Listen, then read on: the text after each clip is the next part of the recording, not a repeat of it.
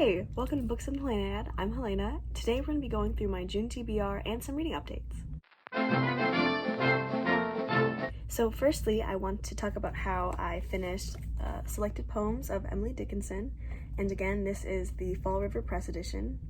Gorgeous copy. So this poetry collection, I think I gave a 4 stars on Goodreads because there were many poems that were just so captivating and they were just brilliantly written. I mean, after all, it's Emily Dickinson. And of course there were some that I couldn't quite connect to or couldn't quite fully understand to, the degree that Emily Dickinson wrote. But overall, I really like this. So the next book that I finished was Tell Us the Beast by Fiona Shaw. So this book, I also talked about this in my current reads or last video. I'll link it up here. This one, I had some issues with the pacing of the book, mainly towards the end, because it started off very slow, calculated kind of. And by the end, I didn't really know much about how much time had passed until it was directly stated in the text, in the novel. But overall, I was still captivated by the end. After about the middle, or when things started picking up between Jean and Lydia, for me it was going in the direction of a 2-star read, but by the end I was so captivated by what was going to happen, I did end up giving this one a 3-star, which is so-so. It wasn't an instant favorite, but I wasn't actively disliking it by the end. So my friend Emily, who lent this to me, and I were going to be watching the film adaptation of this. From the way that Emily has talked about it, it seems like it's not as good as perhaps the book was. I'm intrigued about that. And just today, I finished another book that is on my May TBR. This one is for the Dark Academics Book Club readathon. This prompt is for English class, which is to read a classic. So that book is The Phantom of the Opera by Gaston Leroux. And this book somehow was not all that I thought it was going to be, even though I had almost no idea what it was going to be about. This was another book that I was not actively disliking, and I was genuinely intrigued the whole time, even if it was mild intrigue. This one I finished pretty fast. I did listen to an audiobook while physically reading it, though, which I think helped kind of make it go by faster. But overall, this was good, and by the end, I was actually quite moved by one particular scene. If you know, you know. I thought some of the banter between 2 of the characters in here was pretty funny, even though they were in such a perilous, situation. I can see why this is one of Emma's favorites from her channel, Emmy. I will link below. Because the way she talked about it was what made me pick this one up. And I'm glad I did, because it's a classic that I really did not know the story of. And now I can watch a film adaptation or musical adaptation, and that's quite exciting. So I feel achieved in conquering this one, and it's quite short too. It's not super lengthy as some classics definitely are. So the next book I plan to read, starting hopefully today, and maybe even finish today, would be The Broken Wings by Kahlil Gibran. And this one I have also talked about in my May TBR. So I just say, if you want to know what it's about, check that video out. Yeah, this one's also quite short, and the font in it is quite big as well. I should knock this one out pretty fast. There's only 100-something pages, I think. Yeah, 128 in here. So to switch gears a little bit, I picked up 2 other books this month, other than my last video's mini book haul, if you will. Mini, I think 5 is a good amount. But I picked up 2 other books this month. That's 4. So the first book I will not be reading this month, but hope to be reading soon as a buddy read with my friend Joey. The Bell Jar by Sylvia Plath. To my understanding, this book follows a woman, Esther Greenwood, through her life, and she initially is this very perfect person. She's beautiful. I want to say she's rich.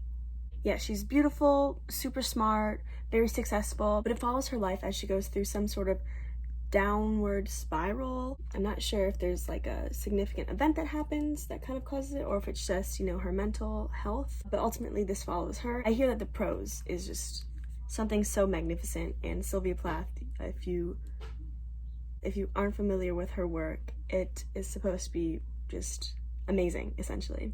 I'll update you when me and Joey are supposed to read this, but I hope it is sometime soon, because this one we're both extremely excited for. So the second book that I picked up this month, other than that book haul, would be one that is actually going to be going on my June TBR, and that is You Should See Me in a Crown by Leah Johnson. So this book, and I will do my best to explain it as eloquently as possible, follows our main character Liz, who is a black girl in a very white-centered neighborhood or town of some sort. unexpectedly, her scholarship that would have really propelled her through her career, I believe she wants to be a doctor. When that scholarship falls through, she's left with essentially the only option being that she campaigns to be prom queen.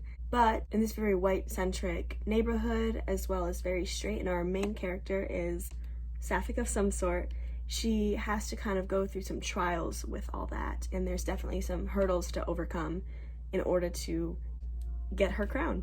So the reason that she has to become the prom queen is because there is some sort of scholarship or financial fund rewarded to whoever wins.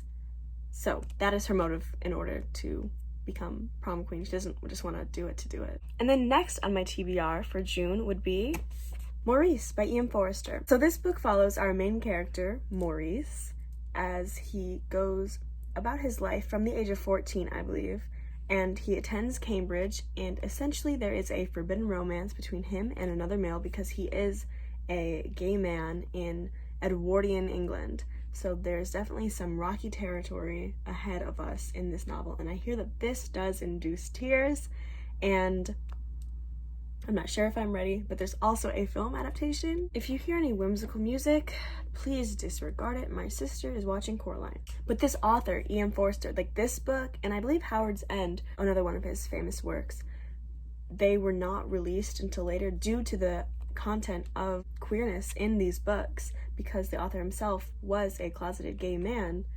So I found this book through Carolyn Marie Reed's channel, and the way that she spoke about it, and she's even done art pieces about it, I'm just excited to read it.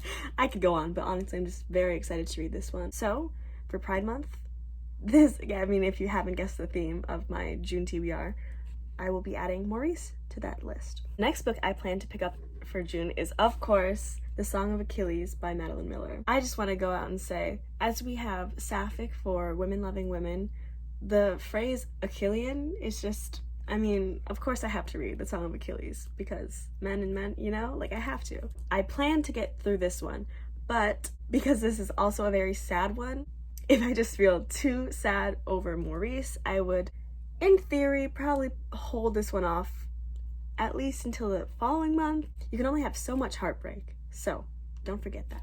And just in case all that heartbreak and peril becomes way too much, I do also plan to pick up Only Mostly Devastated. Is that what it's called? The plot twist of the century, I was actually correct. Only Mostly Devastated by Sophie Gonzales. This is apparently an Achillean retelling of Greece. I also heard that it was advertised as a sort of Clueless, so I wonder how that comes into play. That's all I really needed to know in order to be interested in this one. You can never go wrong with some gay joy, because if there's so much heartbreak here, I want to balance it out. Cemetery Boys by Aiden Thomas is another one that I'd very much like to pick up this month, just for some trans rep.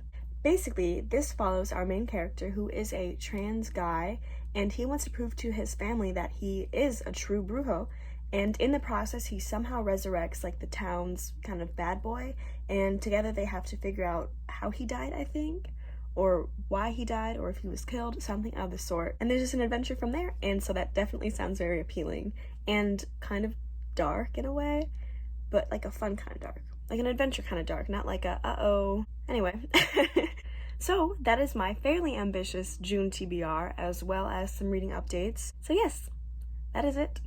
Thank you for hanging out with me, and until next time, bye! Remember that, kids. I only have kids. 1910s. I was gonna say 1912s, as if there's multiple 1912s, but it's not even set in the 1912. I don't know where I'm getting the year 1912 from. Am I thinking about the Titanic? I don't know why I laugh. That's not funny. We're knocking them off. It's fine, guys. It's fine. No one worry. No one panic. What am I even saying anymore?